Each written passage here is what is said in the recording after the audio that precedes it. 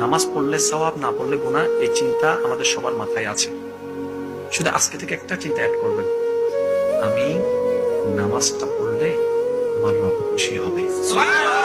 বাস এই কথাটা মাথায় রাখবেন, আমি নামাজটা পড়তে পারলে আমার রব খুশি হবে, আমি অজুটা বানালে আমার রব খুশি হবে। আপনি শুধু এই চিন্তাটা একটু মাথায় নেন, এই চিন্তাটা একটু মনে নেন যে আমার রব খুশি হবে, তারপর আপনি নিজেই দেখতে পাবেন ওই কাজের মধ্যে আপনি 1000 গুণ বেশি স্পিড অনুভব করবেন। আপনি যে বলছেন না আমি চাই কিন্তু পারি না, আপনি পারবেন।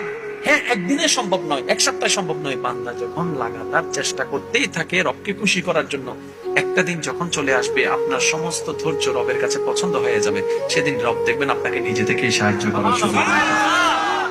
কিন্তু একদিনে হবে, একদিনে হবে, এক সপ্তাহে হবে, চেষ্টা করতে হবে।